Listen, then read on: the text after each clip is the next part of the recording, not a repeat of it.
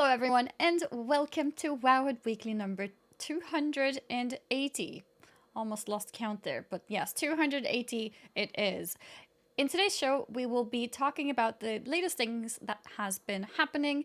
The most popular topic right now is the talk of Mage Tower, since there's been a lot of hints on it potentially coming back, and people like to speculate what kind of rewards might be tied to it if it does. One of the most popular speculations on that is the tier 20 recolors that have also been floating around online, and we'll take a look at them today to see what we think of them and for you guys also to see how they look like. Besides that, we'll dab into a few other news as well as usual, covering all the important things since the last show. Before we get into anything, let me quickly introduce myself. My name is Annie, or also Annie Fuchsia, and I'm a streamer on Twitch for the most part. And my co host is the lovely Perculia. I am Perk. Really fun to do this show. I run Wowhead, so a lot of behind the scenes things like news guides and planning out features. So it's nice to do the show and talk about everything we've been covering and working on. As Annie mentioned, the tier 20 armor sets are really hype, especially with the hints that it could be tied to the Mage Tower. But we also have some more surprises from the PTR build, like alt-friendly improvements and High Mountain Tauren customizations, as well as this monthly update on Blizzard's end. So maybe this is a step at more regular communication.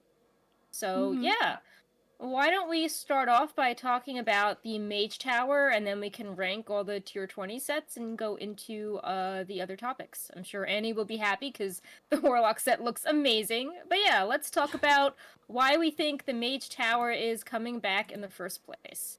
Yes, I think that sounds like a good place to start. Yeah.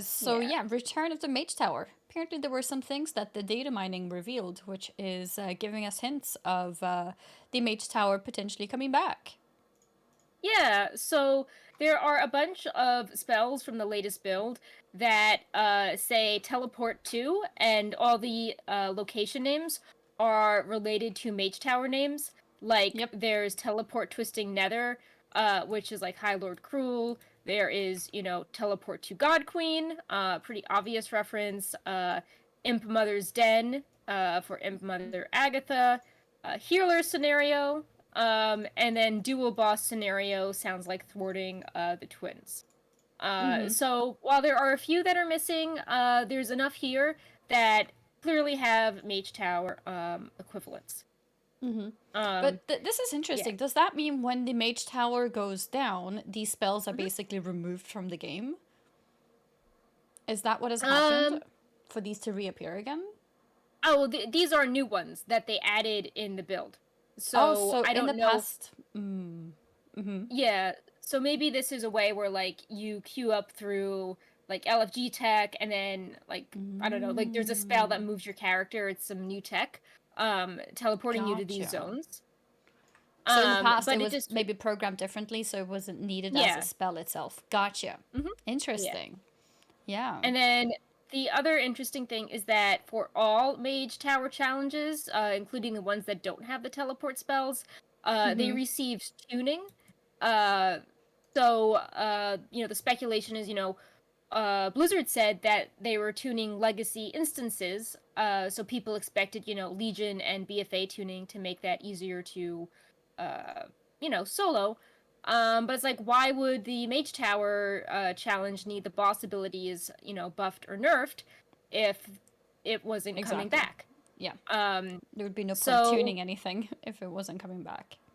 Yeah, so the idea, speculation, is that they are tuning this because, we don't have things like artifacts, there are different legendaries, and, they're tuning it to adjust for being in a different expansion. Mm-hmm. Yeah, a lot of them Yeah. are nerfs to damages. which is probably just related to, like you said, having different gears and things, which is interesting because it probably means that they have internally also tested it to see how hard things are hitting and things like that. So I would say the evidence is pretty, could almost say 100%.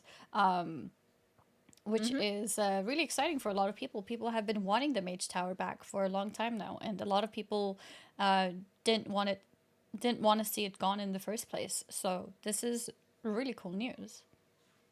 Yeah, I also think it's good that Blizzard is trying to take a stab at using old content.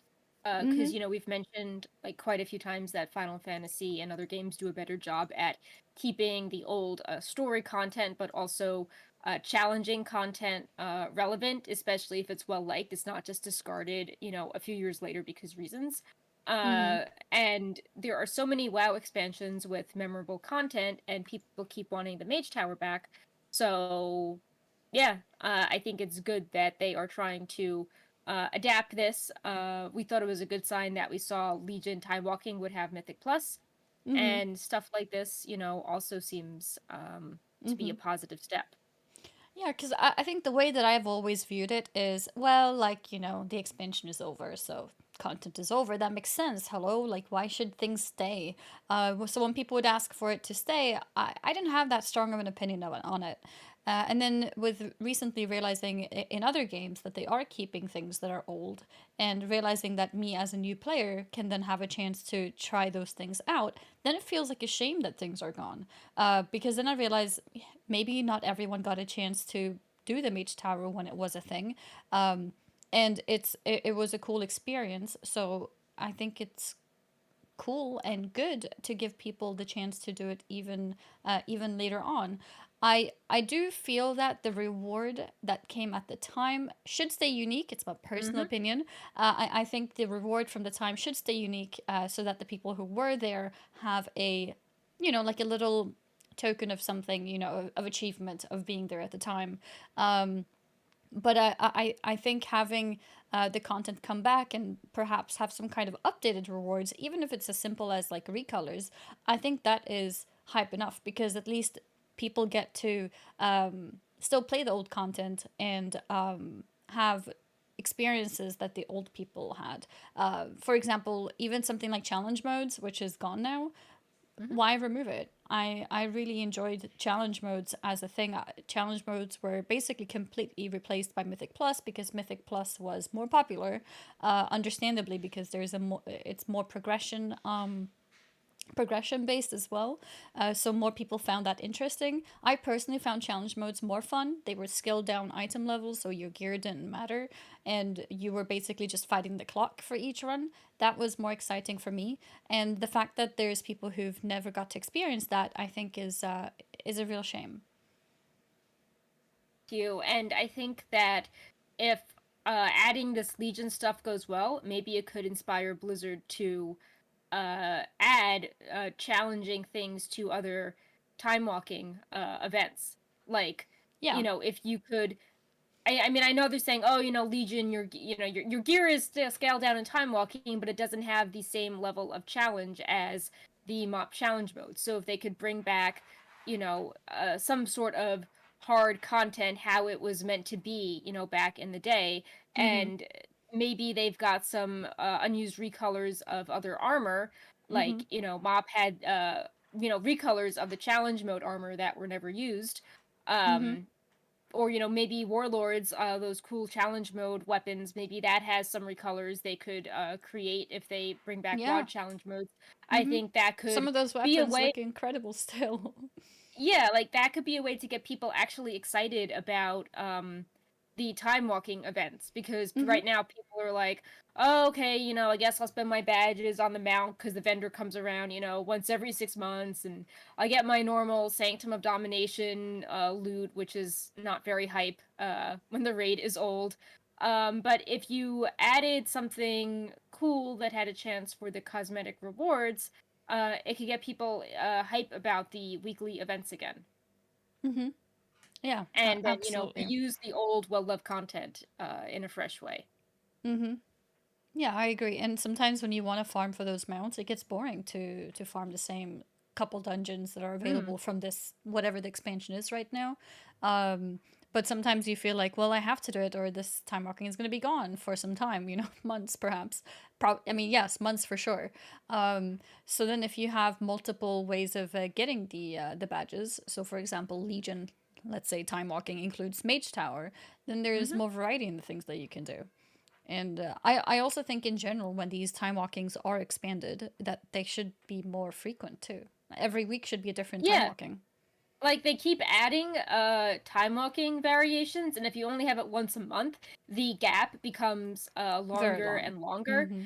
And Mm-hmm. especially if you are trying to get your like demon hunter warglaive transmog, or you're after a particular mount or toy, you could be waiting a really long time now. Mm-hmm. Um, Definitely. so yeah, I think more frequent, and especially if there are these challenges, I could have see them being more frequent. So it's not like, oh, if you don't do the mage tower now, it's only up in 6 months, something like that. Mm-hmm. Um, but I hope that the tuning is fairly challenging because if Blizzard has this tech to like scale gear up and down, if it all ends up feeling kind of face roll, it doesn't. It's like it sort of defeats the purpose of reliving old content with skill, and that's also kind of a problem with classic and TBC. Like it's not a challenge in its current state. It's not capturing the spirit of everything. Mm-hmm. So hopefully the mage tower will not just be like a face roll thing. If it comes back, it will actually be something challenging that people can work on, and it'll be up more frequently than once every 6 months. So if you have like good momentum on it, you can try a few weeks later as opposed to half a year later. Yeah, yeah, exactly. I think the half a year thing is really harsh. But Hmm. having it more frequent would make more sense. And I really hope it's not face roll either. I think for people who might get really upset that it's easier than it was in the past, or like things like that, I think shouldn't be that big of a deal. Because even in the past, it was relatively easy towards the end because we had so much gear Yeah, tourist possibilities. gear. Yeah, we had so much gear possibilities that it became pretty easy. There were some that were still somewhat challenging, but still very doable. I had done my time walking on my main character, my warlock, and maybe a couple others. Until the last 2 weeks of the whole expansion or the whole patch, where I decided, hey, you know what? I want to try and get on every spec. And I ended up playing specs that I had never played before. I did go into normal and heroic rates to quickly pick up some epics, of course, but not all pieces were replaced. And I was still able to do it with not that much experience with many of these specs and classes.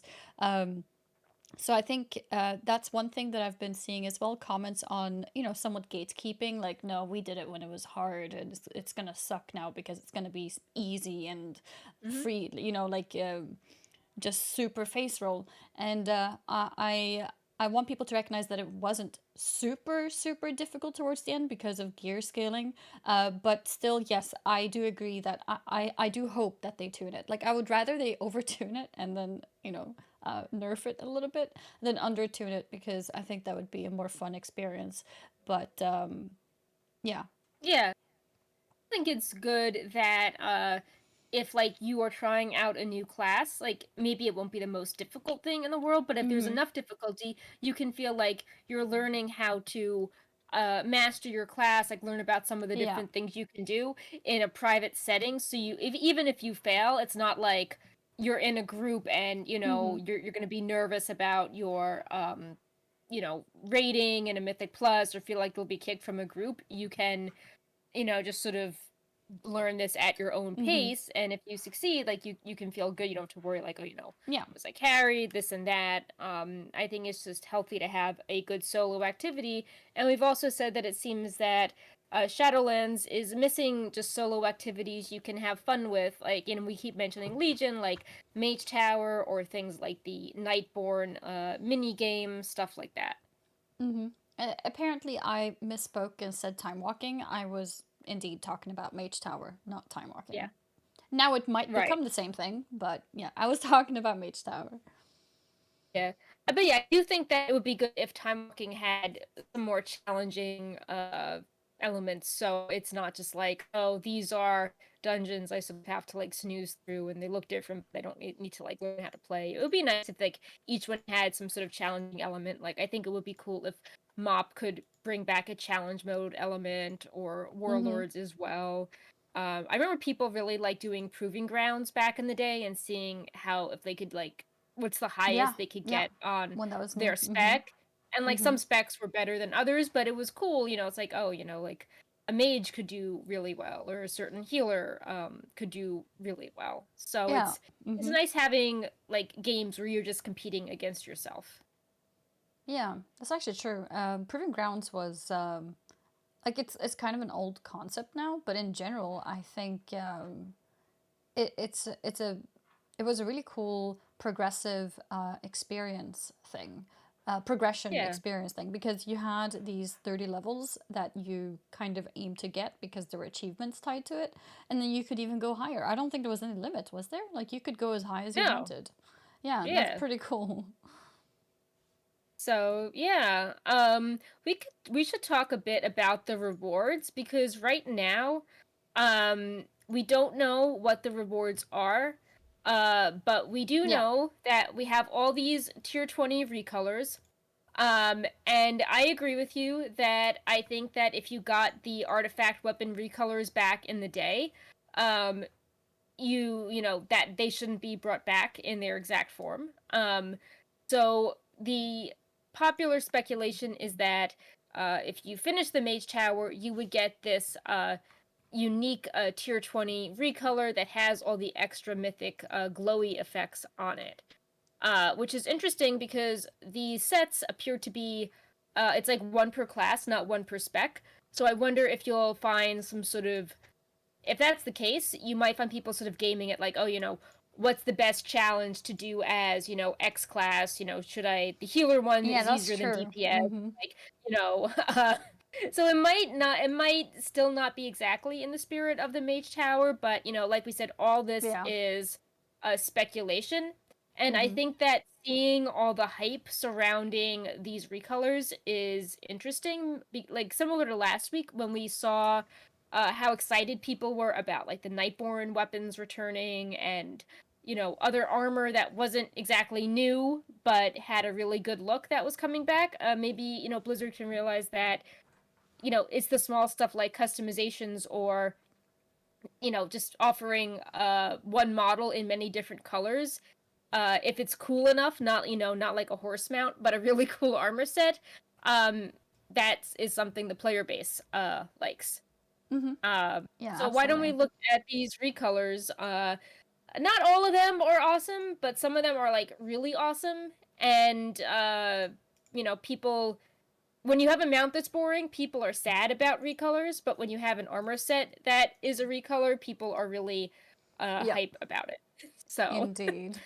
Yeah, this is the yes. Paladin recolor here, Mhm. as you can see. And from Paladin to Warlock, we can say is one of the more hype ones that are coming back because Warlock, as you guys may remember from the original Tier 6, even having the wings that come out of the headpiece, was updated for Tier 20, and now you get a recolor of it, which is very red, so very sort of demonic and yeah, it's definitely one of the popular ones from the recolors that have come back. I love the color. It's perfect. Yeah.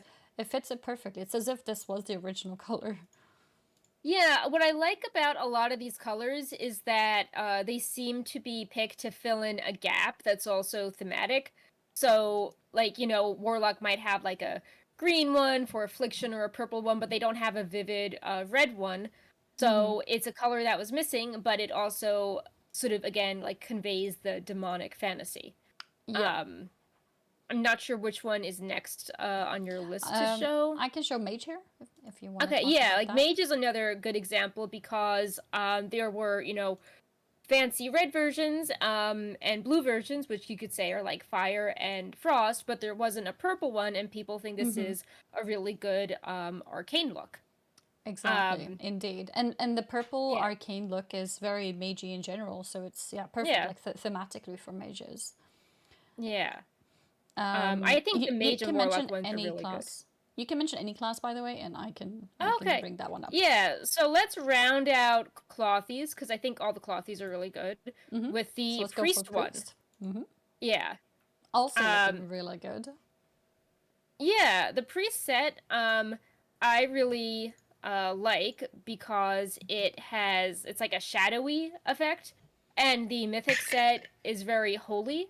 So I like that you could in theory like farm both versions of the set. The like healer priest version and then a shadow priest version. Yeah, because Um the other one is very holy, like you said, right? Like mhm. a sort Yeah, of it's the yellowy yellow white. version. Indeed, yeah, this gives a whole different like feeling to that set. Yeah, so I think all the cloth sets are really good and fit in specs that were missing previously, like the class fantasy looks. So if we move on to leather, Yep. leather is interesting because you have some classes that weren't around, but if we look at rogue first, um, this is like very polarizing. Some people like it, other people are like, this looks weird. But the Yeah. general like when we data mined it, we're like, this is a weird color for rogues. But Twitter really liked it because they thought that not many rogue sets had this white coloration, and the black smoke effects are pretty different for a rogue. So this received pretty popular feedback. Or like Like mixed to at me, I'll least. always think like Rogue Slayer armor. It's like the red version of this, but I think enough people are just really hyped that they have a kind of ghostly, white set. That they think this is really cool. So I think that this is pretty innovative. Even if I think other colors are like more iconic for all the doodads. But yeah, I mean, it does look cool the more I think about it. It's got the like black gems, the black smoke. It looks pretty ominous. The white and Yeah, black contrast is pretty cool. I'm gonna bring another picture in which has a Yeah. background so you guys can actually spot the smoke. So there it is. I think the smoke is a large part of what makes people kind of Mm-hmm. find it acceptable or like I guess even good to some extent. The color does feel weird. It doesn't feel like rogue, like you said, but Yeah. maybe in a way it's nice to have an option of where you get a color palette that is not normally rogue, just to have something that feels different. And I think the smoke does look really cool. Yeah, and the mythic set had the green smoke, so this is like more subtle. And I know people like the mop challenge mode set because it kind of had like the fire with like the black smoke effect after. So I think that people really like the shoulders, the smoke effect for rogues. Um, the other leather set that's a recolor of tier 6 and tier 20 is the druid set. Um, which I'm like more on the fence about this one. Oh yeah, To so you're the me, juror here. Yeah. yeah, Bright Paw, what do you think? Um, Yeah, I feel get Bright like on. I feel like all the sets for druid, like the mythic set also has a brown base and the green is like a little too close to it, and it has the really cool effects on the shoulders and helm with like the spectral moves, the animals, but it doesn't quite match. It's still the same blue as the other sets. So I don't know. I feel like they could have gone more out there with the colors and have been like, oh, we're trying More to different. convey, I don't know, like some druid sect, like druid of the flame, like the evil ones in Hyjal, or just some other branch, maybe like a purple version would be cool. But to me, this is too similar to Yeah. the mythic variation, and you have Yeah. to kind of like really Think squint hard to to see play the the difference. differences. Yeah. Yeah, Especially if they're like not some placed people. next to each other. They kind of look the same, but Yeah, then when you put them next to each other, it's like, oh, yeah, I guess this one is more green. yeah. Or like if they wanted to go green, I think it should have been super green. So not things like, oh well, the shoulders are brown and gold. Have the shoulders be like super green, or Mm-hmm. have the glowy effects be green. Mm-hmm. Um, so I get druids are nature, and I think that the effects are really cool. But I was expecting a little more from the set. Maybe they could have also changed the blue effect that comes out to a different color Yeah, as well. yeah. I think that would have been cool. I'm gonna quickly show you Totally agree guys there. a reminder of how the original looked like, the tier 20. Yeah. So it looked more like this. As you can see, it's more brown and it's got the same color spectral thingy coming out from Mhm. the headpiece. But yeah, I think if they had changed the blue spectral thing, that could have also made a big difference. And yeah, maybe not stick to green. Maybe, like you said, even purple or something else would have been Yeah, like cooler. a lot of people were saying, oh, wouldn't black and red have been cool because, we had the whole Emerald Nightmare in Legion. Mm. So kind of like a corrupted druid Oh, imagine the that could be spectral coming interesting. out as red. Yeah, like that will look really cool. Yeah. Um so something, I mean, we haven't gone through all the sets yet, but something I think is promising is that all these sets were data mined as new in the recent build. This wasn't like Blizzard had an unused color lying around for 5 years and decided to use it now. They created all of these and added them in 915. So hopefully this Mm. shows that they can spin stuff like this up pretty quickly. Mm-hmm. So maybe it's not some huge challenge to create even more recolors or Mm-hmm. tweak things further. Yeah. Based on feedback. Hmm. Um, Interesting. so Yeah, I wonder if any of these would actually get some more changes.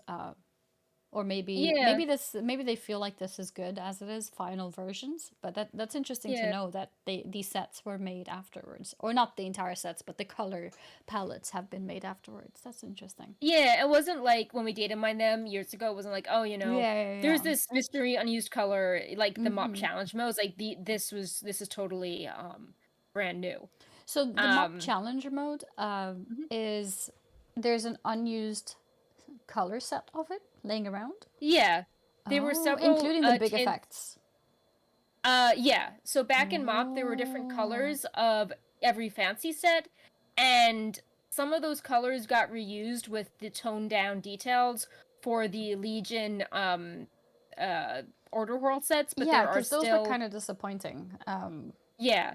But compared they to the originally original. started off as like each set had three colors, and Blizzard would always do that, even Oh. going back to Burning Crusade and Wrath. There's always unused colors of things that were then put on NPCs. Mm. So there's potential Um, recolors of the challenge mode sets. Hmm. yeah, so they could add that in. Interesting. Yeah. I want to Yeah. see how the Warlock one looks like. Cool. All right, but yeah, back on the topic of tier 20 recolors. Yeah. We So just before checked we go out. on to Mm-hmm. Mal, I think we want to highlight the other leather sets that Mm-hmm. were made after tier 6, and I think we can look at Demon Hunter, which is funny because I think that this gives off more druid vibes than the druid set. Like when we're It talking does. about if you're going green, like go really green. I actually Um accidentally put this down as Druid. And I was like, wait. yeah. Wait, this one is Druid. Mm-hmm. Like, I mean, a lot of people say that Demon Hunter sets are boring or they all have the same vibe, but I actually like the choice of the green because it's this like mix to show that green can be fell, which, is kind of like, it has the Yeah. power to corrupt, but green can Mm-hmm. also be life-giving. And I think that the rich vibrant green on the shoulders and the skirt kind of gives an interesting look. Like it's not just, like the corrupted demon hunter. It's like, Mm-hmm. showing how their actions can like, preserve things. And yeah, I think that this gives me more of a druid vibe than the druid set. Yeah, I think the Druid set would have looked a lot cooler with this kind of color palette with a lot more Yeah. green. And even maybe that fell green color could have been the effect coming out of the headpiece Yeah, as I well. totally agree. Yeah. But so on this as it is, I'm not a big fan of the brown bits towards the bottom of the skirt. So I or the robe. Um, hmm I I like the set from middle up, but not so much middle Yeah. down. I feel like, so looking at it, a lot of the stuff on the top has more black details. Like looking at the pieces Yeah, coming out from the shoulders. yeah, Um like the horn looking and things.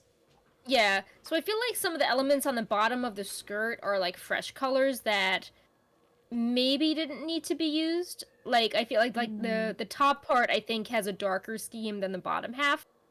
Um Maybe that's what it is. It feels like they're yeah. somewhat separated in terms of color palettes. Maybe the horns and things like that. I'm not sure if I can call them horns, but yeah, Right. whatever they are. If they could have had a more brown tint to them, to give Yeah, a. Mm-hmm. I think like looking at the faceplate thing, like so the horns are like the character's horns, so you can't change the color. But if you look at the faceplate Oh, with mm-hmm. that like spike in the center, the color of that spike doesn't seem to be replicated anywhere else on the armor. So the I spike is see. kind of Mm-hmm. this like gray silver, but then at the bottom of the robe you've got like fur and it's pure white and brown. So I think that contributes to the disconnect where it feels like the color scheme changes the farther down you get. Mm-hmm. But yeah, the horns that's just the character. But I mean, Gotcha. it would be I good didn't for realize Blizzard to that. take into account if they're like, oh, all demon hunters probably have horns that are this very specific tint. Maybe this would clash with the brown, or we should, try to match that brown to the horns that they're all going to be sporting. I mean, I can see how they maybe can't really do that because people have different choices sometimes, so that's difficult to put together. But I think the things that you mentioned still, with the differences in slight shades of the borders parts, Mm, I think yeah. that could have definitely had something to make it look more evenly put together.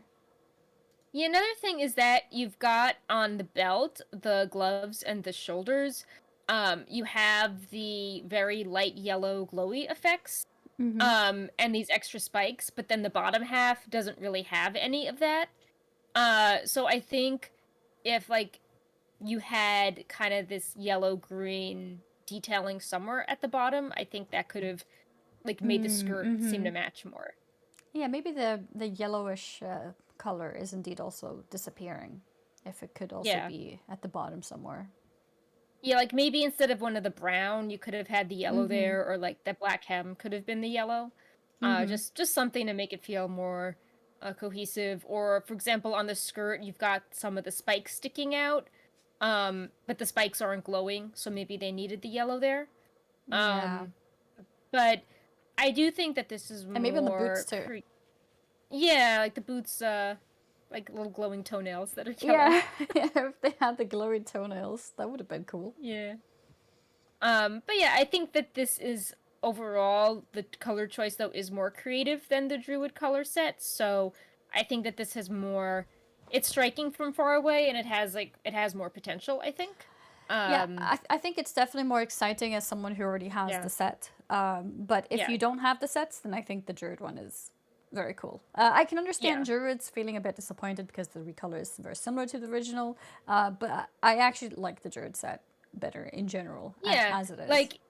Yeah. I mean, I think that the unique animations do make it stand out, but I think there's a lot of missed potential in not changing the color of the Agreed. animations Absolutely. and doing something more far out for Druid colors. I agree with that. Um. So the final set, right, Paul, you paying attention? Because it's a monk set with a tiger hat. It's a cat hat. Oh, yep. I think Brad Paul will like Um, this one. yeah. The sets we're showing, they are missing the belt because Blizzard didn't add them yet, and the belt has sort of like the monk kind of large spherical decorations. But yeah, this is a bright orange tiger. Uh, I know people really like this helm. And yeah, now it's an action. I think this is a color people really like. Even if you just want the helm for, RP or an accent. Yeah. No, I think the headpiece does look really cool, and then now you have a whole set to match it. Yeah. And yeah. And then I think that by using the blue and the gray as details, it conveys the tiger stripe effect, like on the sides of your waist and on the gloves as well and on the shoulders. Mm-hmm. Um, so yeah, I think that this is really fun, especially if you want a monk set that isn't in the usual colors. You can have something that's just like bright and over the top, and conveying something that isn't like a total like celestial tiger. It's like, oh, I just like tigers. Mm-hmm. um, so yeah, obviously I'm curious to see what the belt is like, but yeah, I think that this is a pretty fun set. Mm-hmm. Um, And that was the I know last some, letter set. Mm-hmm. yeah. Um, we can highlight male next. Hunter first, then shaman. Mm-hmm. Did you want to say Um, something else first? oh, I think people were saying that some of the monk set looked a little similar to the horde PvP set, but that is only Mm. one faction, and it doesn't have as many details as the what's it called, the mythic variant. Gotcha. Let me just pull it up to see exactly what people are talking about. Um, where is it? The PvP set version of it? Yeah. Um, so it does look I don't think it looks that similar to the PvP version. Like the elite version has orange balls, and yeah, I don't think it looks that similar. Is The it also horde orange version, and blue? um I'll pull this up and you can Mm-hmm. decide. Let me just put it under my Mm-hmm. horde. So I think it gives off a different vibe than Horde PvP because it has more Oh. details, and orange and electric blue to me are different than red with kind of like faded blue details. I do think they give off very different like vibes. So the PvP set is this reddish one with the blue Yeah. details on the shoulders? Okay. Yeah. Gotcha. I think it looks different enough. Let me put them both next to each other. Um, Here. Yeah, I mean, I can see how they're somewhat similar, but I think adding a lot of blue does change it up a lot. And, like on the pants, for example. Um, Oh, he's here. and The cat's the. here. Hi, Brightpaw. I think the orange is also a lot stronger as well. I wonder if the orbs on the shoulder will look similar in game then. I don't know. Well, the orbs, the Horde PvP set had the simple version, while the new one uses the Ah, mythic like fancy one. So gotcha. I So the think it will orb will be look, different. Mm-hmm. yeah. Gotcha, And gotcha. also, I just think the orange with the tiger, it feels more cat-like than faded red. Like I'm sure there are cats that had faded red, but the orange just in your mind is equated with the tiger. Yeah, but if I put them here next to each other like this, but move it down a bit, then you can kind of see them next to each other. And yeah, I mean, I do see the similarity, but I think the orange does look cooler as a tiger, so to speak. And the PvP one, you can tell that it's toned down as well. Yeah. Um.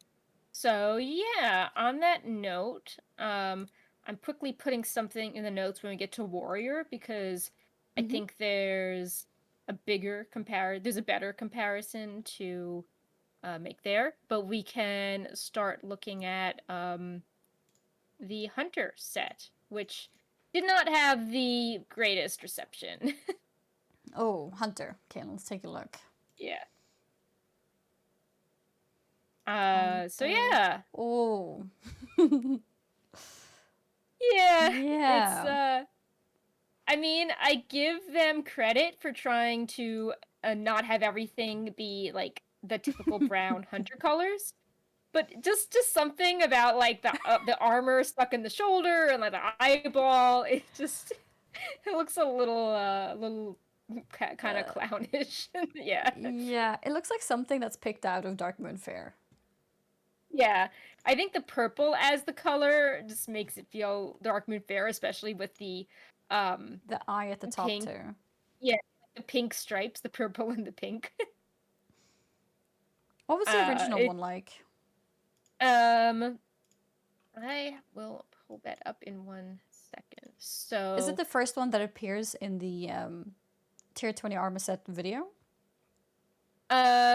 I think so. It's the brown with the gold variants. I added it in there. Here, let's take a look.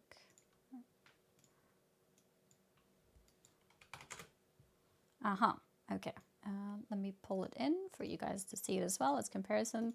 Yeah, I think seeing them both like this now, I have to say the original looks a lot better. But maybe there are people who would prefer the new colors of it. Maybe it's something that's unique, since it gives a somewhat dark moon fairy vibe to it. Maybe it's cool to have that as an option, just as something different. But yeah, I have to say that I think the original looks a lot more put together. Yeah, I feel like the original there was more cohesion in the color elements. Like Cohesion, that's the if word. you Yeah. like that has the green accents, but when you look at like the arrow um on the shoulder and like the eyeball, like every those also kind of have a green tint Oh to it. The yeah, they're green all doesn't feel matching. totally random. Um Yeah. or like even the teeth on the shoulders have a green glow to them, but the pink just feels so like random and out of place. Yeah, I'm gonna put Um them next to each other to get a clear yeah. picture of what you're describing here as well, because it's a very good point.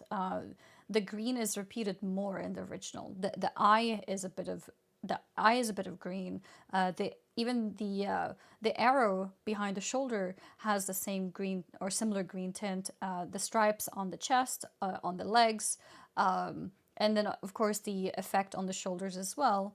So with this new one, it does feel a lot more random colors put together. The sort of red pinkish stripes, orange eye, and then the Yeah, brown blue, arrow, green yeah, glow. the blue base color with like white on the what's it called, like the bone parts, whereas Yeah, the yeah. The original accents. is like brown to a brownish bone color. So it's definitely a whole different. It's actually very daring. It's very Yeah. very different, and I feel like at first glance people might hate this, but I can see how some people like it for being unique. Yeah, I mean, I do think that Shadowlands has really improved in mail sets because a lot of people were like, "Oh, wow, the mail sets aren't horrible." This expansion. Mm-hmm. But I do think that maybe instead of the pink, they could have gone with like silvery accents, Yeah, or yeah. like a different purple, like a glowing blue or glowing lavender, if they wanted to, pick a base color that wasn't, reddish brown, Mm-hmm. but like look a little less cartoonish. Because if I really zoom into the armor, I can see that they're trying to go for red details, but Mm-hmm. when you see it like far away and you see the purple surrounding it, it's just like it's an optical illusion. It makes it look magenta, bright pink. Yep. No. Yeah. So Mm-hmm. I don't think that totally. And I think like lavender, magenta, cream, and brown is a really strange color combo. And the orange eye, and Yeah, the and orange and green, green. and the green. Yeah, Yeah, the green shoulder effect. Like it's a lot of colors. and yellowing brown teeth. So yeah, there's a lot Yeah. going on in this set. Mm-hmm. Mm-hmm. So maybe Druid is too conservative, and this is like a little too in the other direction as far as colors. I have to say that now, just looking at the old set in general, I'm like, well, I like the tier 20 hunter set. It actually Yeah. looks really good. I didn't realize how it looks like. It's like one of those things where usually when you play a class or a couple classes, you kind of know those sets, and then the classes that you don't play, you just forget about them. But I think the old set actually looks pretty solid. So yeah, so let's look at the shaman set now. Mm-hmm. This is a green variant of the set. The other elite colors were the blue for mythic and then a Mm-hmm. red for gladiator. So I think the green makes sense because it kind of represents different elements. And this kind of has a nature vibe to it. Mm-hmm. Yeah, Um, I think I actually like yeah. it. Yeah. I think it's cool. I think that the tints going to that neon green Mm-hmm. make it match really well. Mm-hmm. And kind of in contrast to the hunter, like yeah, you have the brown elements, but the green accents, like you have several different green tints to sort of tie it together, and it Exactly. works Not really different well. colors, but just different Yeah. tints. Yeah, because you have lots of tints of brown here too, and it works really well. Honestly, I think this looks really good. I would have liked to see these colors on the Druid. Yeah, I think that this fits yeah, I think it fits better. Very good druid colors as well. Mm-hmm. And I like how the shaman, for the difficult variants, they have three very different colors, kind of like the priest, how you have like holy and shadow, and the PvP tint was kind of Oh yeah. discipline. Mm-hmm. This you have like, blue for kind of like, nature, water elements, and then you've got the red that's more fire, and now you have the green for, nature, their connection to nature. So each representing a different side of the shaman. Mm-hmm. Yeah, I like that too. I think Uh, that's a good point as well. It gives them a variety of among the different colors, so it's worth to have. Even if you already have the old set, it's nice to pick up this one too. yeah.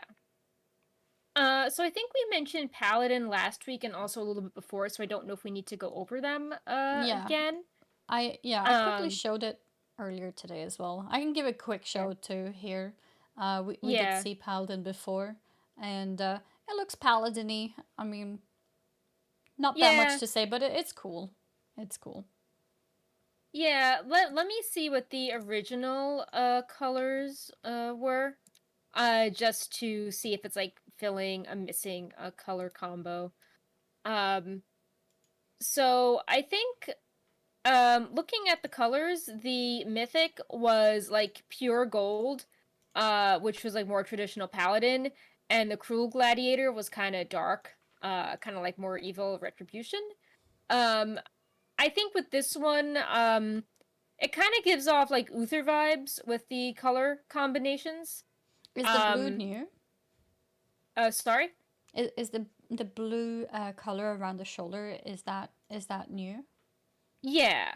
Okay, So in the original ones, the glow was gold for mythic, gotcha. and it was like sort of a dark, like ominous purple for PvP, and the PvP set was like navy and this like weird dark beige. Mm-hmm. It looked like very kind of like wrathful paladin.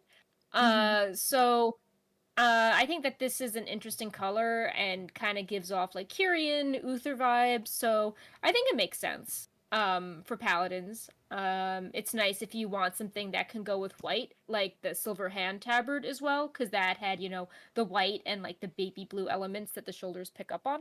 Mm-hmm. So yeah, I think that, paladins have a very specific fantasy, and this fits into their fantasy. Yeah. Um, Yeah, I don't if think we it's look, super special, but I think it's fitting, and I can see why people might feel like it's a little bit boring, but I think it's yeah, nice. right, Paul, come back. So for the next set, I think if we look at Death Knights, this is also interesting when you compare it to the other Elite colors because, um, the Elite PvP set had red tips like a Blood Death Knight, and the Mythic set had Mm. blue tips like a Frost Death Knight, and now this special version has the, um, kind of unholy green theme tips Okay, on the so shoulders. you saying that makes me feel like, okay, maybe this is nice as a collection thing, but when I just saw it as it is, I was not impressed. Yeah, like a lot of people have been saying that, if you're gonna go for a tier set, why not go for the one that basically feels like, a recolor of the Arthas armor, also from Legion. Hmm.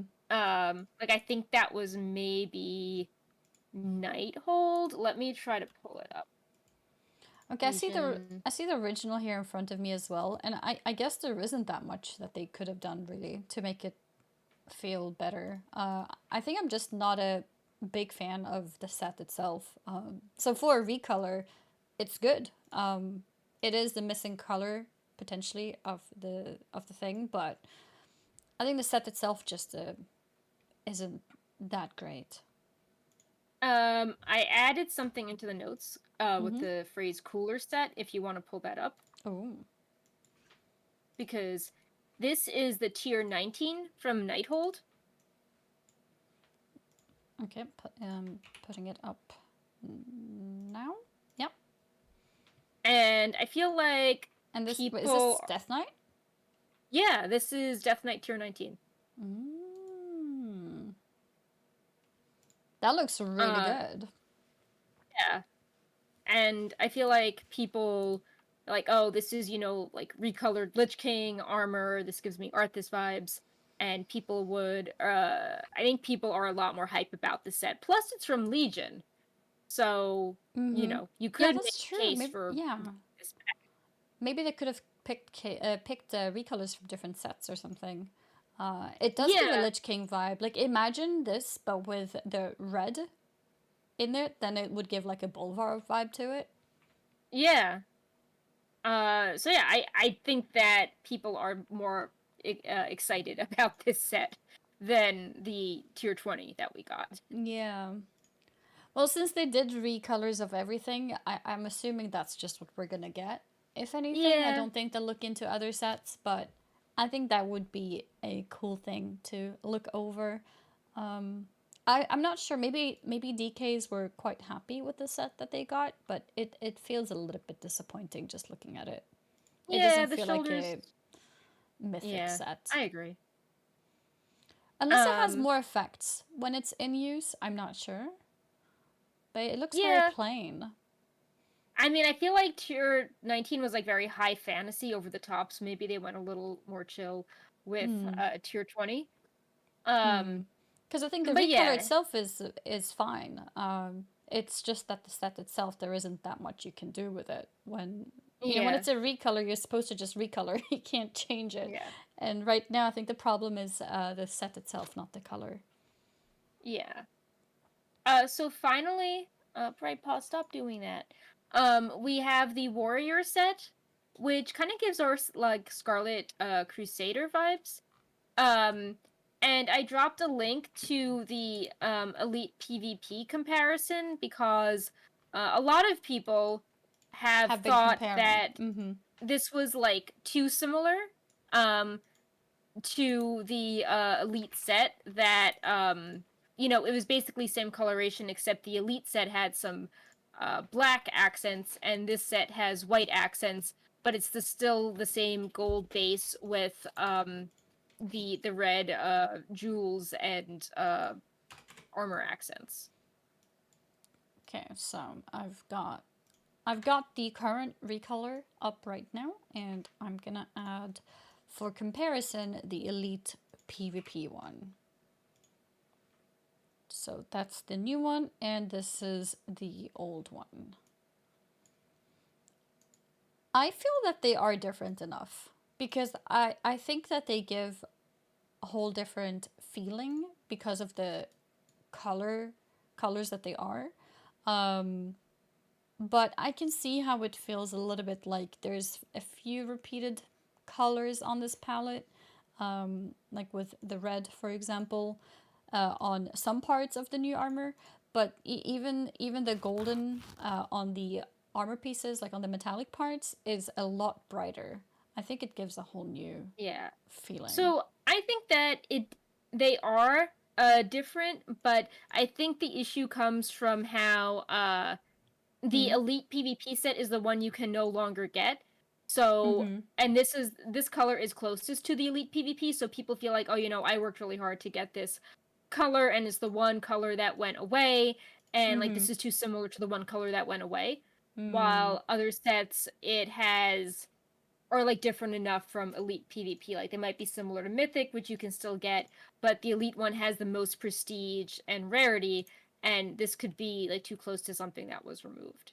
But I do think Mm. that Mm-hmm. I think it almost looks better with the white. I think it makes the gold details like stand out more. Yeah. I need Ripa is eating something. I need to move Yeah. him. 1 second. No worries. Go for it. Ripa, no, don't eat the plastic. No, Oh, no, no. That can't. No, no, no, no, no. poor bright paw. But yeah, when I look at this, I feel like it is different enough from the Elite PvP, but I can see the points made. Sorry about Um, that. no worries. I wanted to add that I think the warrior feeling is actually kind of lost with the white. Or I'm not sure if it's the white, but there's something about this that feels like a warrior impaled and got married and then they got a child. And this is what that is. Like this is no longer a warrior in a way. It's like a mixture. I'm Yeah, not it sure gives what off part of like it the it is. Scarlet Crusade vibes. Like it doesn't really scream warrior fantasy. Yeah, but maybe that's nice, to get a bit of variation of the things that of the sets that you're using. What was the original mythic one? It was Oh, so it's like the the black green steampunky thing. yeah, it was green fell, and then the original Black Temple one back in the day was just sort of brown. Yeah, yeah, yeah, yeah, Um, yeah. I remember now. so So I'm just thinking, like, what other color direction could you have gone instead of gold, white, I mean like black red, and red, like a black black, and set red? with red accents or But I think the white is what makes it look different from the elite set. If you would yeah. make it black, it would look even more like the elite set, right? Yeah, I guess it could get like clownish if you started saying, "Oh, let's make a pink set or, a purple set or a blue set." So Yeah. I guess this does fit. But yeah, I do see why some people are a little on the fence about this one. Maybe But they could have gone for a silver look instead of gold. yeah, like white with silver could work. Yeah. And go like more of the rogue set where you have black smoke effects, because people seem to like the black smoke. Mm. Yeah, I guess that could have maybe made it feel a little bit different. Yeah. Um but yeah, so we've gone through all the sets so far. I think, while some are not as strong as others, I think most are pretty exciting. And um, when people say that, Blizzard, they don't want recolors, I think I mean they don't want like a store mount recolor Oh or a yeah, Warlords of Draenor boar recolor, but yeah, recolors that do really cool things and have special effects yeah, for armor, I think are fine. 100%. I think like one max two recolors of armor that comes from different times, especially, would be well received. I think what people are tired of, myself included, is like new patch in WoW now, and then we have five recolors of the same mount, where like half of them look like the same color but slightly changed, or it's a recolor of something that it's a color that looks really bad in general, some kind of like Yeah. green brown shade of a mount that doesn't look that great. Mm. I think that's what people are mostly tired of. I think people would like to see recolors of special old things, and like we talked about before. So with the Mage Tower, we have very very strong indication that the Mage Tower is coming back, Mhm. and the gear that we have seen now of the newly created armor has been these tier 20 sets. So we are speculating that these might be related to the Mage Tower and perhaps be the new rewards for them. And the old artifact weapons, at least as of now, does not seem to be coming back. But we'll see. If they would make recolors of the old artifact weapon skins, I think that would be really cool. The feral skin, for example, that gave it a whole new form, and the druid one, the tanking one as well, the bear Yeah, form, the Guardian one. the guardian one, are really cool stuff that you can't get today, and I think that's a shame. And if those things would come back as slightly different tints, I think that would be okay. Yeah, I mean, I think if the colors were different enough, it would be fine. And Mm-hmm. with the emphasis on things like customization in Shadowlands and Blizzard going back and adding things like more druid travel forms via glyphs in 915, I think that it Yeah, would be especially good that as to, well. Mm-hmm. yeah, like this is a cool thing that made people really hype. And don't just bring back the old colors, but have the new ones Yeah. visible in some way, because you could say, oh, druids get a new tier set, but you have to keep in mind that if a druid is shapeshifted into a specific form, the tier set is like whatever, no one is seeing it in combat, so maybe the druid should get like unlock a special form in addition to that tier set. Mm-hmm. Like something I think that could be cool is if they give you one maybe recolor of the old things, so like one new color. So like the feral forms, for example, there was the purple one, there was the sort of bright orangey color. I think there was a blue one as well. But if they would pick like one extra color that wasn't used then, and then Yeah. that would make it interesting for the old people to go back and get that too. Yeah. So but yeah, like Blizzard has not confirmed any of this. We'll get to it in a later on in the show, but they did like a big dev update post today and didn't mention anything related to Mage Tower Yeah. or Tier 20 armor or, things coming back. But this is all speculation with a lot of little data mining breadcrumbs. Yeah. But I think that this is a good start in bringing back old content and doing recolors in a positive way, as opposed to, oh, different store mounts are coming every 6 months with the same colors. Yeah. Indeed. We have some other visual Yeah. updates as well, which Mhm. was a nice surprise. We recently looked at, let's see, it was Lightforged Draenei and Void Elves. No, And Nightborn. Nightborn. I was thinking Nightborn. It was mainly Yeah. Lightforged Draenei and Nightborn that had lots and lots of new customizations added to them, and a few additions to Void Elf as well. And now, as a surprise, we've seen more customization added for High Mountain Tauren. This was not Yeah. So expected. Blizzard said in a blue post that they wanted to do High Mountain Torah next in a future patch. So we were surprised when a bunch of these options showed up in the data mining, and then Blizzard confirmed in a blue post the day after that they were able to fit in High Mountain Tauren in this patch actually as a surprise. Yep.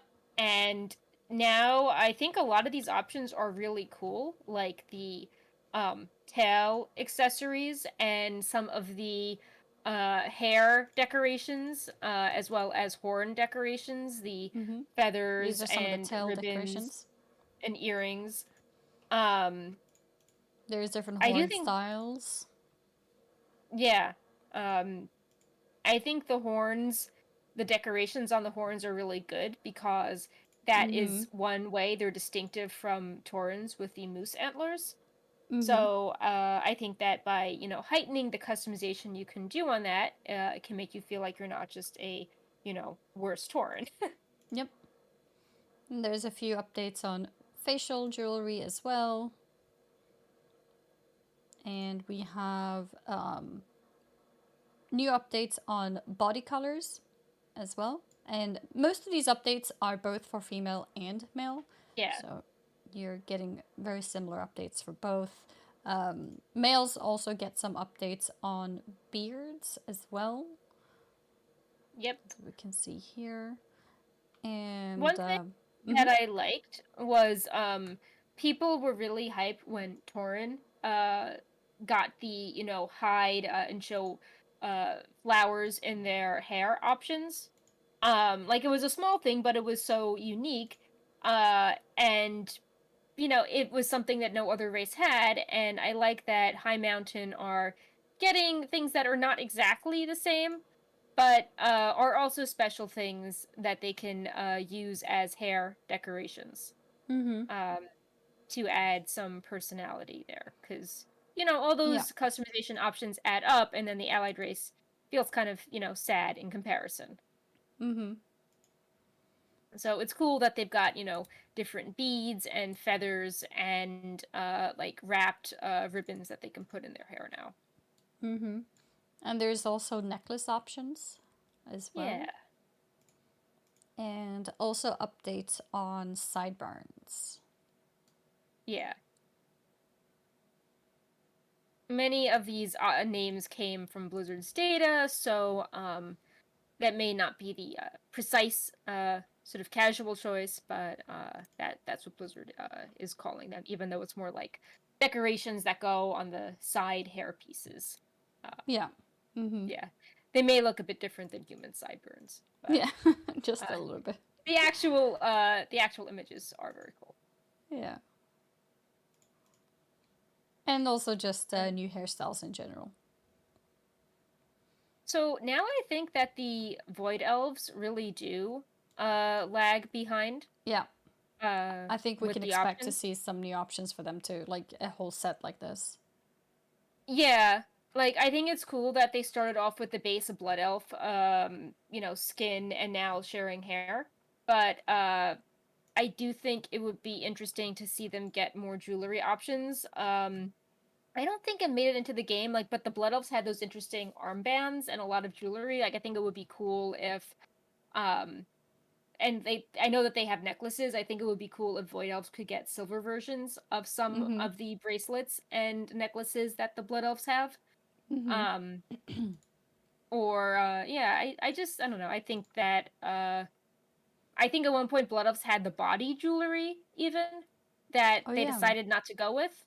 Yeah. But I think adding Maybe that would they're be mm-hmm. cool. Maybe they would And be using maybe, that. Maybe it's like on the shelf for now and they'll bring it back.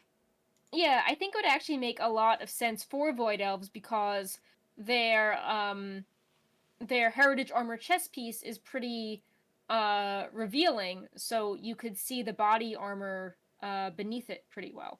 Mm-hmm. So yeah, yeah, I definitely think that it's interesting that Blizzard first said no customization options at BlizzCon Line, and then this came up.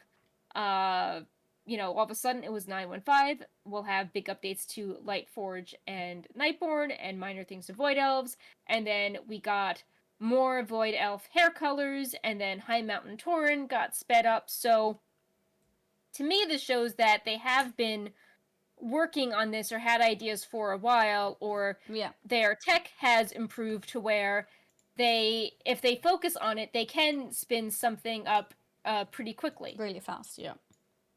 Um, so hopefully this is a promising sign for For the future. future. Mm-hmm. Yeah. Because Indeed. there's a lot of good stuff here, Yep. and I think that races in general could keep getting updates, especially after story updates. Like, we had the Night Elves have the Night Warrior, customizations after Mm-hmm. that element. And, maybe it would make sense for other races to have things unlocked. Maybe don't tie it to a story, but, it could make sense to give them more options, like if a race gets a new faction leader, or a character is part of a major story, Mm-hmm. or if it can make sense for things to develop and keep giving them options. Like, there are story reasons if Blizzard is worried about immersion, but it's also just like they just look really cool and they make you feel more connected to your characters. So I think it's a good thing to constantly be brainstorming about how you can make character creation more exciting. Mm-hmm. Indeed. Yeah. So, yeah. I think before we highlight the developer update, we wanted to just quickly highlight some alt-friendly improvements, which were like pleasant surprises, but also Yep. begs the question of, these feel like they should have been 9-1 things, or uh things like this should be like the standard for developing a system, having an alt catch-up mechanism designed in place. Mm-hmm. So it's Um another example of something that we, could have liked to have earlier and has probably been was probably initially planned to be delayed, but then plans changed and now it's being pushed earlier, which is good because it needs to improve in this way for players to feel more trust in how the game is being launched as well, because people kind of lose hope when they feel that certain fixes that they want take so long to get. So it's really good to see that these things are coming, although they should have already been here. I wonder if some of these things will be hot fixed in. Mhm. Um, because we saw the conduit energy change being Yeah. hot fixed in Mhm. last week. Mhm. Um, so I have to wonder if some of these things could come earlier, because it's like there's no reason why these things couldn't be in. So for Mhm. example, you can now get slot specific Corthian armaments that you Mhm. spend Stygia on, and Mhm. they are bind on account Corthian items. You send them to your Yep. alt, and it Mhm. creates the slot you are after. And it's like, this just seems like a really good quality of life thing Should that have been we like should that have from the had. beginning. Yep. Can we just hot fix the Yep. items in? This sounds great. Mhm. Um, And also and being then another able to thing, buy the thing to send anima tools. yeah, the Kyrian Travelers anima cache. And you can it only costs 250 anima. You can trade anima to your alts at a 1-to-1 rate. Uh, and yeah, it's another thing where it's like, yeah, just why Mhm. can't we send this to our alts if people have so much spare anima? Yep. You could get a head start on wanting to play your alt now. Mhm. Um, To be fair, there was not that so much anima yeah, before. Uh, 9-1. yeah. So yeah, no, I think with 9-1 it should have come then, for sure. Yeah. Yeah. So yeah, so that's another thing that's coming, hopefully sooner than later.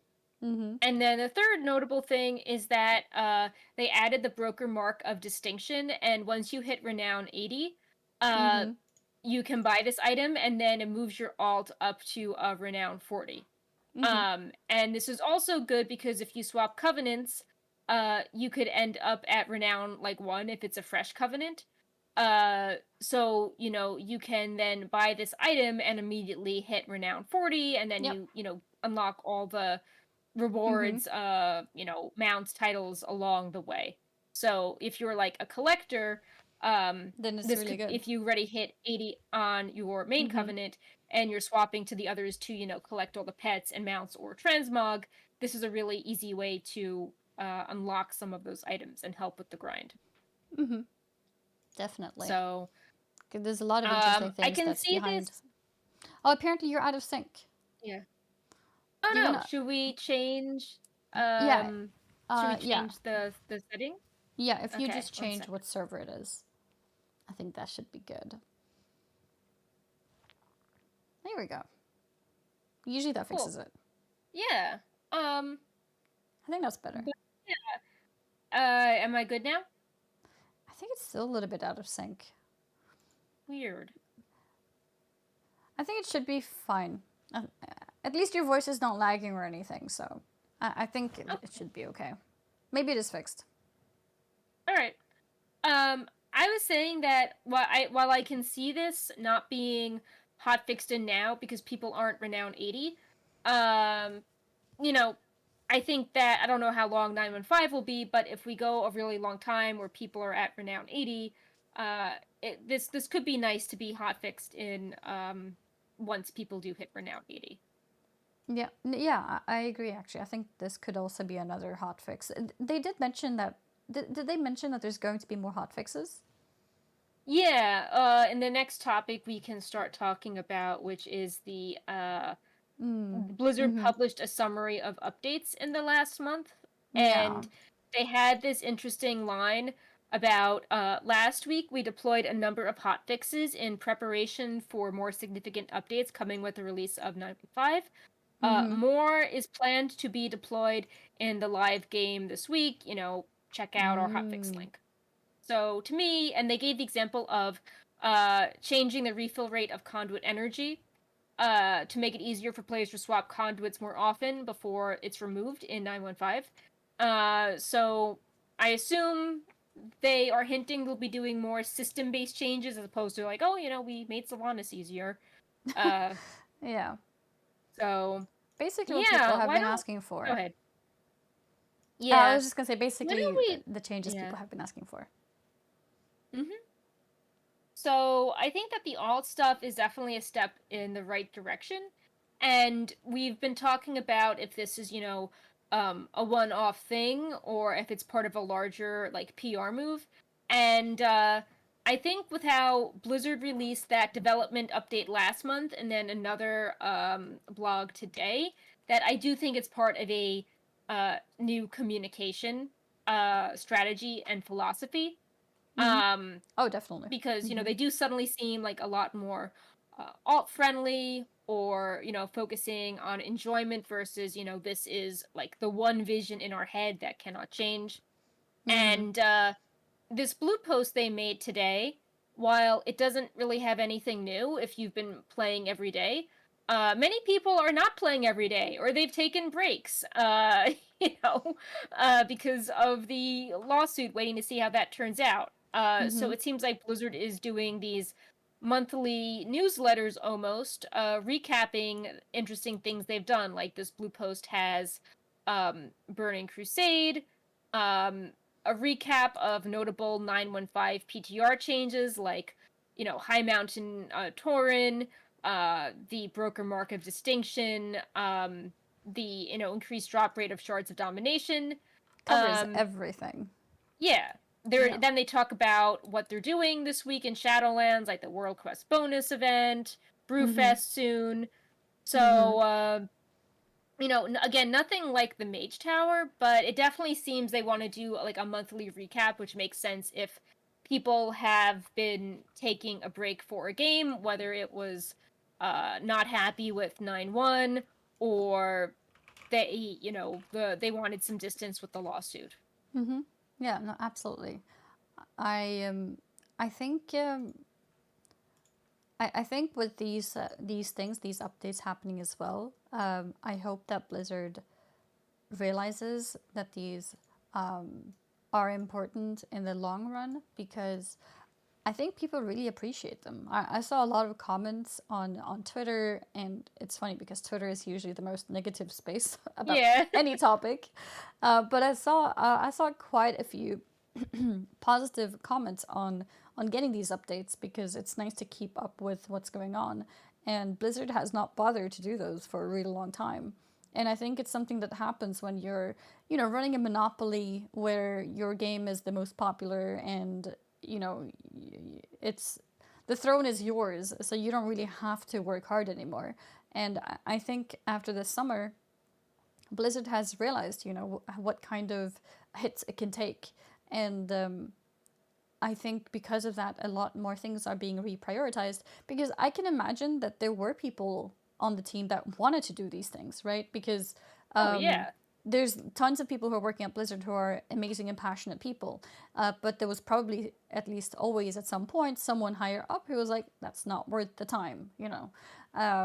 It's not worth it. Go do something more important. Or don't work at all, apparently. Sometimes people were just apparently playing games at work instead, Yeah. but still putting pressure on other people, other minorities, and things like that. But yeah, so I think this shakeup has been really good for Blizzard, and I think with future actions probably going to be a lot more scrutinized and being under a lot more eyes. I do feel confident that we're going to feel this kind of treatment at least for a little while longer, and then hopefully we can have this for the future in general, like in the further future Yeah. as well. Especially with Blizzard is being really scrutinized at a time where game development is slower, so people are impatient for updates to Exactly. go Yeah, out. that is So also I true. think like it's forcing Blizzard to realize, Shards of Domination takes a really long time. People aren't super happy. This takes longer when we're with COVID. You know, retint a Warlock set. People love it. They're super hype. Like, I think it's making them think about, like, what gets the most value out of something, or, hey, can we hotfix this important thing earlier? Like, do we have to wait Mm-hmm. 3 months to improve conduit energy, or can we do something now about that?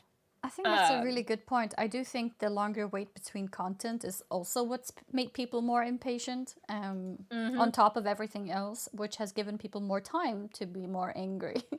And Right. this all happened to be at the same time as this lawsuit coming out. Because the lawsuit has been worked on for 2 years. It wasn't just, some random, newly dug up thing. So everything just put together became just really harsh, really serious, very, very fast. And Yeah, and then you have other games that uh are just, releasing that aren't in that, delayed patch cycle yet. They're mm-hmm, doing their initial big push, are mm-hmm, coming out. So Blizzard doesn't have anything big, but at least they can add things that can make it easier for players to return, if they're playing their, like FOMO game of the week. If they do things like making it easier to get renown or get gear for their alts, WoW is less intimidating to return to. Like, mm-hmm. it shouldn't feel that, you have to play WoW every day, or you can't keep up, so you might as well not bother if you can't, sink Mm-hmm. hours into it per week. Yep. Um, but yeah, and I know a blog post is kind of like old school. It's not as fancy as, like a YouTube patch release video with graphics, or, Ian in his studio with the, custom wallpaper and, WoW shirt. But, like, it's a little old school just doing a straight up blog post, but it's really effective at just conveying the Yep. information, and you don't have to worry about tone or if someone misspoke, and it's just laid out very well. And yeah, it would be good to see more posts like these. Yep. Indeed. Um, so we want to Oh. close the show. Go ahead. Yeah, no, I was going to talk about the next thing, so you can go ahead. Okay. Yeah, so we have some more serious topics at the end, related to the lawsuit, including a zone rename, and then Yeah. unfair labor claims against Blizzard, which went up during the show. Right Paw is on my hand because he knows that the lawsuit is stressful for me. Aw. Um, he's trying to help. Yeah. Um, so the zone of Makari was named after Jesse McCree, who was one of the employees let go from Blizzard. Reasons were not given, but he was part of the Cosby Suite, and chat logs were showing that he was making some very inappropriate comments about coworkers and their Yep. wives. Um, he was let go along with other Blizzard employees. Some were not part of the Cosby Suite. Blizzard said they were going after people that were either inappropriate or managers that kind of looked the other way. So he could have been a manager that just sort of, made jokes and went with the flow. Yep. But the biggest, sign of his removal was the Overwatch hero named after him. Yeah, And that then was last huge. week we covered like a lot of little WoW references, and these guys put their names in a lot of stuff.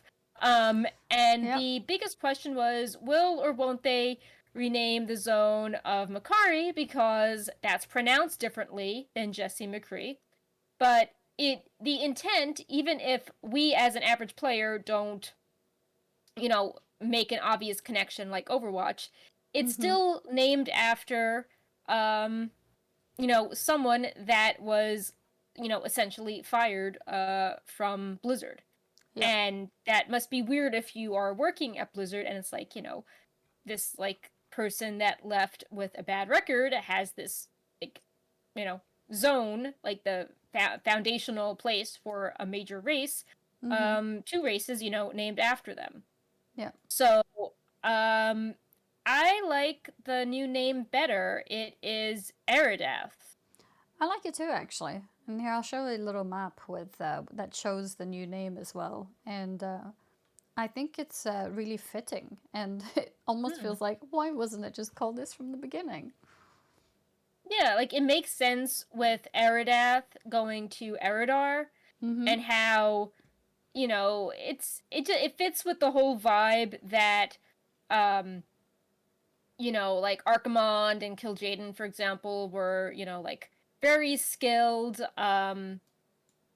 members of society before they got corrupted. And it's like kind of the duality, like, Eridath was like this, city in this vast empire, and after the Legion it became corrupted, and now it reminds us of something more negative. So I think it fits a lot better. And Mm-hmm. I think it also shows that if you're not, constrained by, kind of ridiculous elements like, oh, we gotta, we named a joke after this guy, and now 10 years later we have to name a zone after this guy that's very important. It's just like, this is not like a good way to design game lore, naming things after yourself.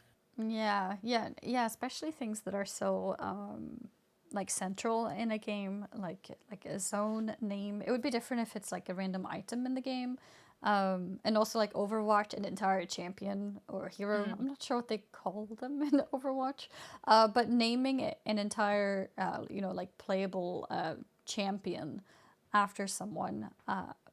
I don't know how they decided to do something like that. Yeah, and you don't want to be the one person at the meeting being like, "Oh, actually, Joe, like I don't like the zone named after you," because then like it Mm-hmm. seems like you're trying to be whiny to your boss in office politics. Like, Mm-hmm. like why don't you understand fun? Like, why are you so uptight? Mm-hmm. Like, why are you so difficult?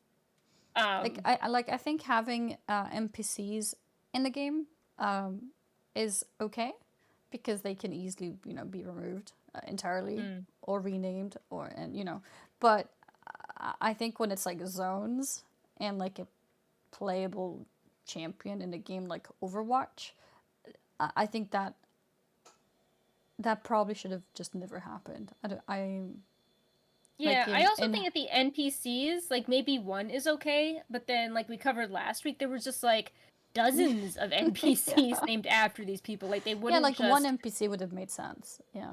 Yeah, or like they don't stop. It's like, oh, like I made a quest chain around my NPC, or my Mhm. NPC has leveled up in every expansion, and it says like they just put these NPCs in very uh like Mhm. important locations, Yeah, and yeah, yeah. I think it just kind of putting one felt over the NPC could top. have been understandable, but I think it was definitely a little bit too much, and especially like naming his own because that kind of takes away from like the lore feeling too. Like I didn't realize where that name was from, like Macquarie, but I never liked the name of it because it sounded off somehow. And now that I see it as Iridath, I'm like, yeah, that fits. Like that Yeah, makes sense. Like it's it's smoother somehow. yeah, and I imagine trying to create this elaborate lore, and writing up like the 7-3 audio drama about Ilaria, and you're getting to name all these things. There has to be all this symbolism of Argus and like the world soul glowing green, all these hints. Then you get to the capital city, and it's like, oh no, we can't name this with any symbolism because there was this quest 15 years ago that we named as a tribute to our co-worker, and it says that the Draenei are from a zone named after him, so we gotta use this as the zone name. It just sounds like such a faulty process, even if like the reference isn't super apparent. It's just like Mm-hmm. bad design. Mm-hmm. um Indeed. so I don't know if there's any other big references that need to be removed. I know they also cleaned up some of the like Christmas sounding events that sounded kind of risque. Some of the achievements. But Yeah. yeah, I mean, I think that it's a good thing that they're trying to remove references like this, and also it cuts down on uh like ego and problems spiraling out of control in the future. Mm-hmm. Um so there won't be a repeat situation like this, hopefully. Yeah, hopefully indeed. I think at this point they're going to be so careful and probably just not name anyone after anyone or like anything after anyone, Yeah. because it's kind of like easier to like no tolerance than like draw some gray lines in between. Um, I do think if they would consider in the future to put in like one NPC for people, I think that's still okay. But I think when it comes to zone names or like important things that touch lore, I think those should never be named after people. Yeah, like there was that house in Borealis with all the cats, and I think the cats were named after the pets of various employees. And like to me Yeah, that's like that's fine so because, yeah, it wasn't like, oh, you have to pet every cat to get, your legendary Azurite necklace. It was just like a nice, fluffy thing in the yeah, corner, and all the cats had and it's normal easy to rename a names. cat without it becoming Yeah. weird, you know. Yeah, Yeah, so I think little stuff like that is fine. Um, but when it's something like, I'm going to make sure that there's a character named after me in every single starting zone, then it kind of yeah. gets I to don't be think a we'll lot. see that happen again. Right, which But I yeah. think it's good.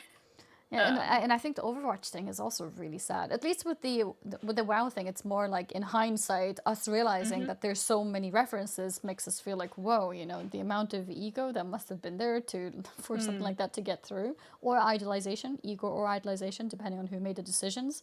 But I think the upsetting thing about Overwatch is that a lot of people when they play those type of games, you start creating a sort of relationship with the character, not a relationship, but like a It's like a connection. friend.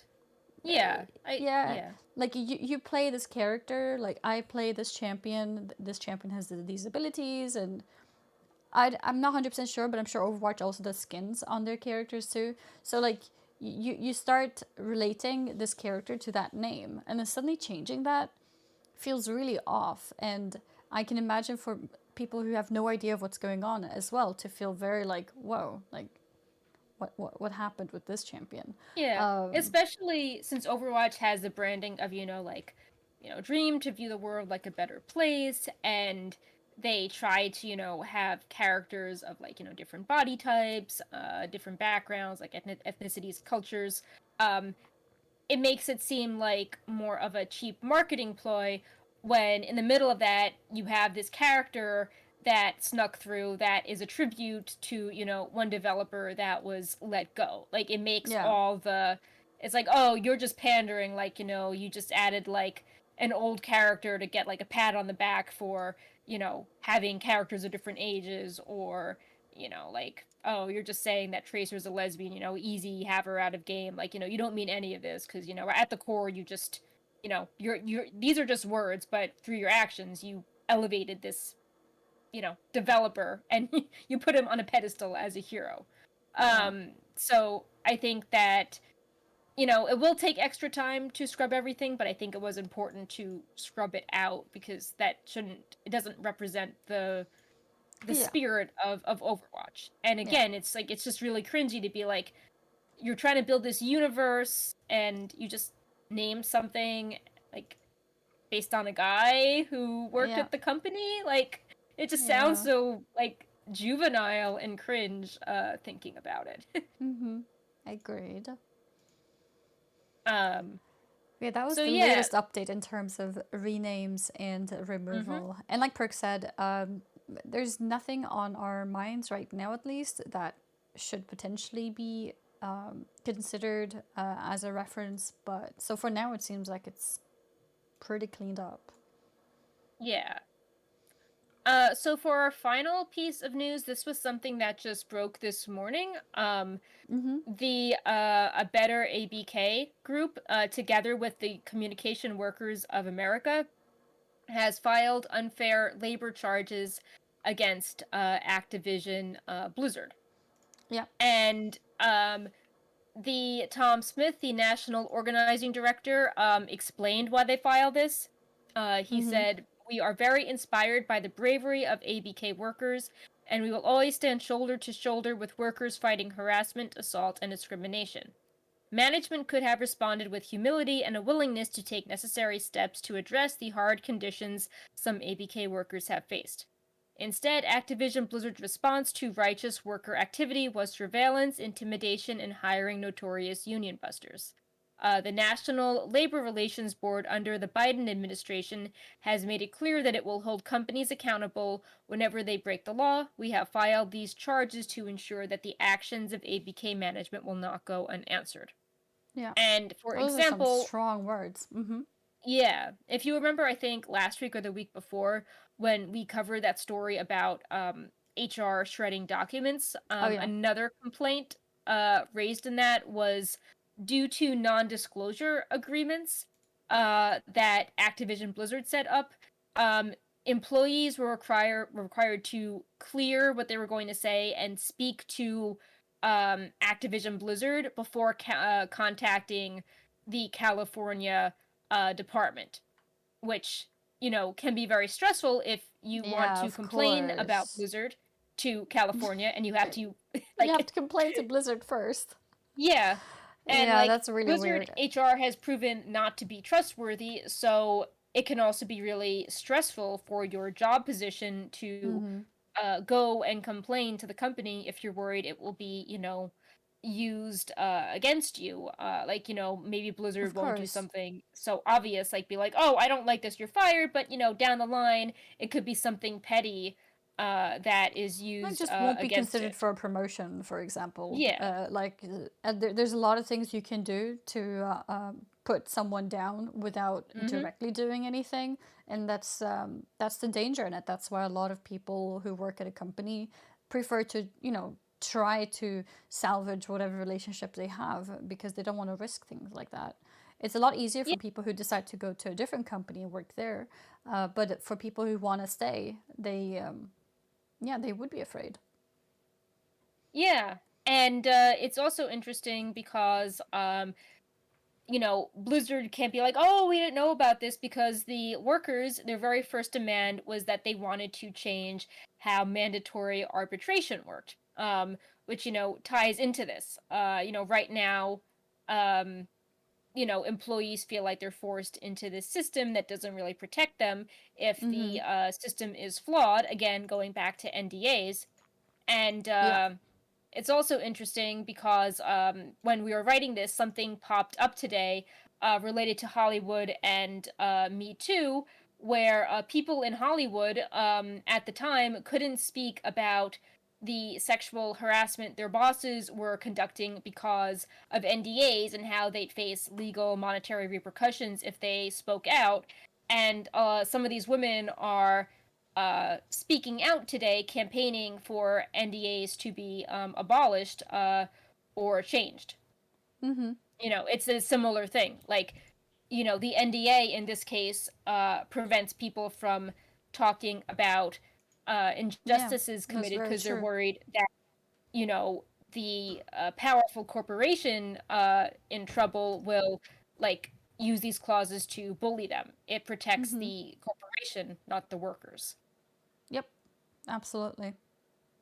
I think it's really So, nice seeing yeah. that a better ABK is still, going strong with this. And for anyone who wants to support their voices, it's so important because the more we ignore the workers who are trying to make a difference, the less likely a difference will be made.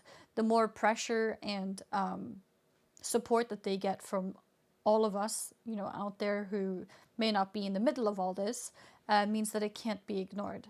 So it's really nice to see that there is at least some steps going forward because there's still a lot more that Blizzard has to do to Yeah, what's the word, to like respond improve. Yeah, to respond to the I forgot my words now. the controversy. Yeah, Respond to the specifically like controversy. yeah, specifically the demands. Yeah, that's it. Yeah. Specifically the demands from a better ABK. Responding to those. That's what I meant. I was also going to say that in case you hadn't heard about it, the Communication Workers of America is a pretty well-regarded organization. They were founded in 1947. They're considered the largest communications and media labor union in the United States. They have organized some movements against pretty big things. For example, they called Facebook out on on their discrimination policies. Um, Facebook enabled advertisers to exclude different groups of users from receiving job advertisements. Um, Mm-hmm.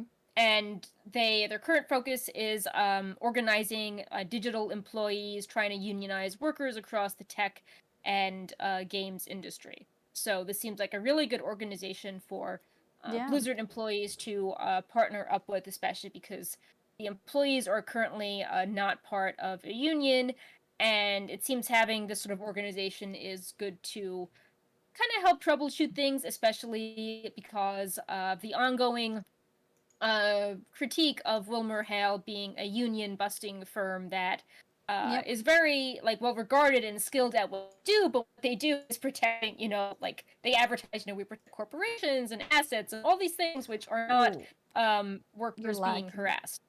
Oh no. Right, Paul, what You did you do? you were lagging a lot there. I think everything you said still came Oh through, no. but it was just very laggy. Yeah. Um, I I mean, I think you're can change fine the now. server again. Yeah, I saw the button dip down to red, but now it's green. Yeah. But Yeah, it seems good now. yeah. I hate when like you're saying something really serious and you Yeah, lag and you feel like then it's and like like it's cringe. and especially when you're like really into it. That's why I wanted it to like Yeah. not get lost in translation. But I think what you said did get through. I was just worried that it Okay. was getting worse and worse and worse to the point where your Yeah. words are not going anywhere. Um, so yeah, no, I think that was okay. I think it came through most of it. Yeah. But yeah, no, it's definitely really important to to give attention to all of these things. Yeah. Um Also just announced during the show, which we don't have an article up on yet because we want to do like sensitivity passes, but apparently Blizzard tweeted that they announced the hiring of two senior executives who will help us build a more inclusive workplace as well as diversify and grow our revenue. So it seems like they are Interesting. expanding their teams. They got someone from Disney, and they got someone from Delta. Um, so Okay. so I need to analyze this more. I don't want to say something off the bat because I know in the Yeah, past we've maybe been we like, can't yeah, comment this yet. statement seems good, and then it's like, oh no, Yeah. actually they knew about Afrasiabi for a year. Maybe they shouldn't pat themselves on the back for moving it, uh, you know, Mm-hmm. a year late. But Yeah, maybe we can yeah, comment I'm on that sure. more next time, next week. Yeah, we can do some research. Mm-hmm. Uh, on these people. Mm-hmm. And we will discuss it next week, as well as Mm-hmm. if we've learned anything about, what's come of this whole, you know, arbitration situation. Mm-hmm. But yeah, really Indeed. proud of them for sticking with it. Mm-hmm. I Absolutely. assume also like because they're not in an office, it's like hard. It's hard for momentum to stay high. Mm-hmm. um like there's no, like, if you're meeting every day and like people are protesting or they're talking about it, I think it's easier to stay in people's minds. um so i think Exactly. i Mm-hmm. think that they are trying to keep staying in the news and are pushing for this, while also trying to ship all these games that are coming out. Mm-hmm. Yeah. um And that so kind of wraps up yeah. today's show. We always Yeah, like to so keep up with what is going on with the important bits surrounding Blizzard, and the lawsuit talk is still very much relevant. So we try to um, keep up with the news and what's going on, and let you guys also know what's happening, because sometimes certain news can go under the radar or be forgotten, and we don't want to forget. We want to make sure that the workers at Blizzard, get what they deserve. Um, because they are putting in a lot of time, effort, and passion into what they're doing. So Yeah, and And it affects other parts of the industry. Like, we were just yeah, talking about events before the show, and if the workers are treated well at Blizzard, that spills into events like BlizzCon or other conventions, mm-hmm, having better, professional policies for employees, yep, treating talent with respect, not preying upon fans. If you like playing other games with the pandemic, Blizzard workers being paid well and treated fairly and feeling like excited to go to work means that the game is developed faster, and every studio has problems like this. So if you don't like yeah. Blizzard, it's like, well, this other game you're playing also has problems. They're just not in the Oh yeah, it's spotlight right industry now. wide. Yeah, Yeah. So it's absolutely. just it's a very creative industry, and a lot of people are taken advantage of with Yeah. low pay or being treated badly, and it just helps people create good games and want to stay in the industry instead of moving to like an industry that maybe isn't as exciting but is more stable Mm-hmm. and safer. Yeah. So Yeah, the gaming industry is full of very, very passionate people, which makes it such an easy target to abuse. And it's not just at Blizzard, it's everywhere. It's in any industry, especially when it comes to passion. But you can imagine, like, so you can imagine someone working at a huge tech company like Google will probably yeah. have a lot of hype and passion, like, Hmm. oh God, this is so cool working for Google. Whereas if you're Yeah. working for some, local small tech shop like in your city that is unknown, you're less likely to be abused because you're less likely excited to be there for the name of it. It's kind of like comparing clothing branding where like the exact same Right. shirt put a logo on it and then suddenly it's more expensive, right? Yeah, the label. Yeah. Yeah, and it's like similar to that when something is more known or more highly regarded. You tend to be more passionate towards it, which means that you are at risk of being abused. And in gaming, especially, you can see that a lot. And yeah, hopefully these movements can help change that with Ubisoft last year, and then now with Blizzard, Activision Blizzard as well. Yeah, Um, and Riot 2 years ago. Riot as well. Yeah, there's been smaller quote unquote scandals coming out from other studios as well. And just hopefully, with more light on these things, we can see change. Yeah, well said. So I think that about wraps it up.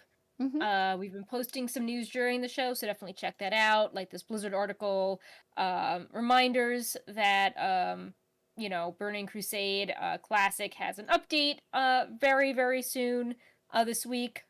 Some Diablo 2 Resurrected wallpapers, so lots of news going on across the Wowhead team. Yep. Lots of parts of the site having interesting updates. Yep. But yeah, I think with that, we are good to go. As a Yep. reminder, because the show um, we like doing the show on Tuesdays now, there's Mm-hmm. like more news and things to discuss. So we are continuing with Tuesdays instead of Mondays. Mm-hmm. So we will And have a continued yeah. Tuesday schedule where we cover all the news, and sometimes we have live news in the middle of it, like we even did now towards the end. Although it's a Mhm. lot more sensitive that one, so we don't want to discuss it too much. We'll probably get back into it next week when we know a Yeah. bit more. But yeah, thank you guys so much for watching and trying to keep up with everything. And we are doing our best as well to, make sure that we're covering everything, in-game things and out-of-game things as well. Everything is important, and yeah, and that's why we do these shows, just to try to keep up with all the news in one place so you can keep track. Yeah. So yeah, we will see you next week, Mm-hmm. 1 p.m. Pacific. Brightpaw, Mm-hmm. no, don't open the blinds. Oh, quick shout out to Toby Robbins for 72-month resub. Wow. 72 months. Wow. Oh I my just goodness. realized that's a long time. And Yeah. Taylor with the 17-month resub. Thank you guys. So, thank you. And we'll see you again next week. Yeah, see you guys. Yeah. Hey. And these shows always get uploaded to YouTube, so if you didn't catch the whole show, you can catch it on YouTube to see the whole Oh, thing. very If you're cool. watching this on YouTube, then you can catch us live on Twitch every Tuesday for the show live, which the difference is if you watch it live, if you guys point out things in the chat, we can, pick it up live and comment it, but you can also just watch it in your own time on YouTube instead. We And even had Bright Paw saying goodbye. oh, even Brightpaw's here to say bye. Yeah. Somewhat. He was here. He was rubbing the microphone when you were talking, and now he's just Oh, sitting. okay. So he is saying bye then. That's Yeah. nice. But yeah, All bye right. bye everyone, Well, yeah. and have See a you next great week. night or evening, afternoon, whatever the time is. Bye. Yep. And Bye. yeah, as of the YouTube, it is usually posted within 12 hours. It needs to like be exported and stuff, so